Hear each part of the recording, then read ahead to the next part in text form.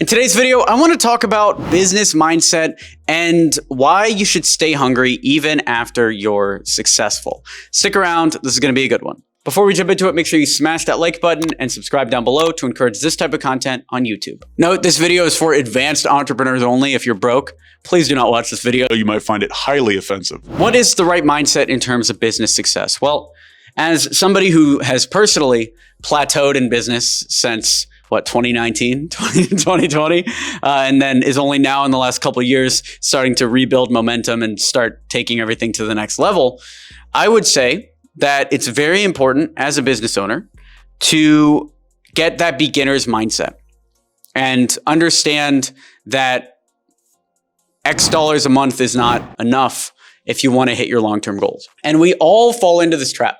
You know, let's say you're making $100K a year. Now, all of a sudden, you can pay your rent and you can get whatever food you want. You can wear the clothes you want and you can get the house you want. And now you might not want to work harder than that. And it's the entrepreneur's job to reinvigorate that hustle so that you can keep growing the empire. And it's also maybe the entrepreneur's job to understand what lifestyle they want. I'd say one of the big reasons why we did plateau for a few years there is because me and Robert and maybe the rest of the team were kind of comfortable. You know, we were okay making the salaries we were making. We were okay having the freedom of lifestyle that we were having, you know, working 30 minutes a week, literally 30 minutes a week for a year or two. And so much free time is crazy. But then, yeah, it's fun in the moment. But then you look back and you're like, oh, those 2 years could have been spent writing books, launching SaaSes, doing all of that stuff that we're doing right now. And we'd be 2 years ahead. But also, we wouldn't have had that time off. We wouldn't have had 2 years of basically retirement. Maybe even 4 years of full, no money worries and no time worries retirement to live. Like, we wouldn't have experienced that.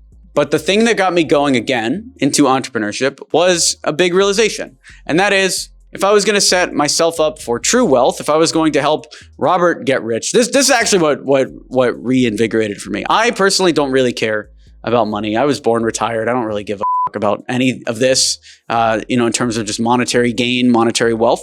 But when I think about my team, that is what keeps me in business. So it was in North Carolina, maybe late 2020, when I realized that my goal in life should be to make Robert rich, my co-founder rich.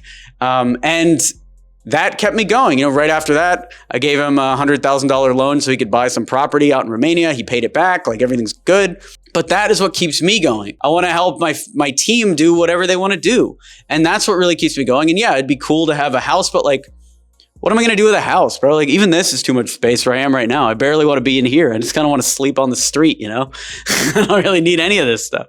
So that is the true thing that keeps me from plateauing, is thinking about everything that I could provide to not just the people on my team, but the people of the world. You know, there's freelancers everywhere in India that are charging $250 a month that could be charging $2,000 a month. And I think about that and I think about like, okay, well, if we write a book about that, maybe we can help those people do what they do. And then, yeah, we'll make some money on top of it, which will help Robert get rich, which will help the team get rich. And sure, we'll throw some money back my way, but like literally, what am I going to even spend it on? That's how I feel about everything in life. So that's how you have the beginner's mindset. What's actually worked for me, and this might sound kind of crazy, is if you feel like you don't care about the value of a dollar, then what you can do is go to the ATM and get like $40 out and then cut your credit card or cut your debit card in half and then order a new debit card from the bank. I've actually done this a few times where you basically order a new debit card and you have a new number. You like report your card stolen. That way, after a few days, you get the card, but you're waiting and you have like this $40 and all of your bills start getting canceled. Like your SaaSes and everything that you're paying for start getting hit and your numbers are like you're getting hit with all these credit card bills and all this stuff. And all of a sudden you feel like what it's like to have no money. And then all of a sudden when you come out of that, you're like, oh, wow, you know, this $40 really kept me afloat for a few days. Maybe I don't have to spend so lavishly and so crazily. Maybe I can just, live cheaper. And I did this recently and we were able to lower my monthly expenses down a ton. I don't think I'm spending more than $3,500 a month right now. And my lifestyle is giving me the exact same amount of pleasure, maybe even more pleasure than it was when I was spending more.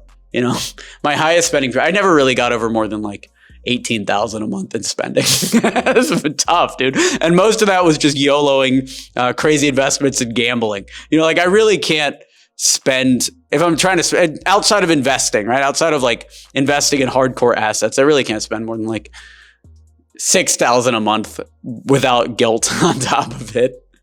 But yeah, $3,500 a month is what my current lifestyle is. That's what my current living standard is.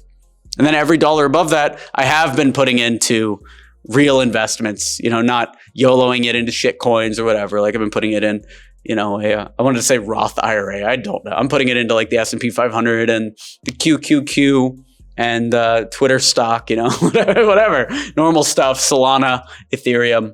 But that is the one big reset that I found. If you really want to learn the value of the dollar, you want to get that beginner mindset back, you can legitimately cancel your credit cards. And then you start feeling what it's like to have nothing. And then you're reset. I remember last time I did this was had to be early 2021, I believe. And I remembered like going to Walmart with my $20 bill. And I was like, uh-oh, what am I going to eat, dude? How am I going to afford food? I don't know when I'm going to get my card back. You know, so I had to like buy ramen. I bought like packs of ramen. I bought like packs of one of those big bags of rice, 5-pound bag of rice. And I was just kind of living off that for a while. But you learn quick that like you can live off a couple bucks a day. It's very simple, actually, way more simple than you'd think. When you're eating $18 restaurant meals for every meal 3 to 4 times a day, you know, like when you're in that world, it's very hard to imagine living off of a couple bucks a day, but it's actually very easy. So that's how you keep the beginner's mindset as an entrepreneur.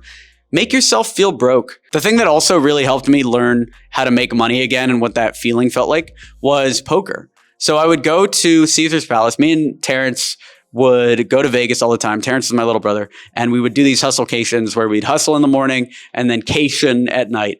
And during the cation part of the hustlecation, we gamble. You know, we're playing blackjack, we're playing roulette sometimes, always betting on black, of course. We're playing Texas Hold'em. And me and a few of my brothers actually all love Texas Hold'em. And so what happened was at one point I put $20 into the Hold'em machine and I started playing it. The Hold'em machine, right? Like I'm going to lose all my money. And then I was hitting the buttons, playing it, and it doubled to 40. And then it went to like 45. And I pulled it out and I was like, bro, I made $25 right here. And it was in that moment I was like, oh yeah, making money is fun. You know, making money is super fun. So after that, I actually started door dashing. This was 2021. I did a little video on it about door dashing on the other YouTube channel we run, maybe used to run, called Crazy Money, where we were just doing DoorDash and I was doing options trading and we were just doing all these other things. And all of that reawakened my mind to the joy that is making money. Because if you've already made it to the point where you don't need more money, then you have to find another way to get pleasure from the monetary game. For me, it was supporting my team. And it can also be the dopamine hit that comes from making a lot. And maybe even the ego boost that comes from knowing that you can drive real value to a business. So that's how you break out of the beginner's mindset. Another thing you can do to really shake your ego, and another thing that really worked for me, was finding a bunch of kids that were younger than you and more successful, or on the path to more success than you are. So like, I would look at Black Hat Wizard on Twitter and I'd be like, how did he generate $500,000 with this Twitter course when we've barely generated over $1 million with our course? And how do we get some of what he's doing? What's he doing right? What's he doing wrong? And then I found Twitter and I went down this long rabbit hole and it was like, Luke Alexander is selling sales. I'm like, what's he doing right? What's he doing wrong? Watching the SaaS Wiz launching SaaSes. I'm like, what's he doing right? What's he doing wrong? And after a while exploring these guys on Twitter, I'm just building a menu of things I want to do. And that's what led to all of this stuff that you're seeing now. What was your main takeaway from this video? Let me know in the comments down below. And if you want to learn more about lead generation and grow your business along with a community of awesome people, then go ahead and join Email 10K. You can do that at email10k.com. It also comes with access to all of our courses on growing a business. So go on over to email10k.com right now. Thanks for watching the video. Be sure to smash that like button to encourage this type of content on YouTube. Subscribe down below, and I'll talk to you soon. Thanks for watching. I'm Alex Berman.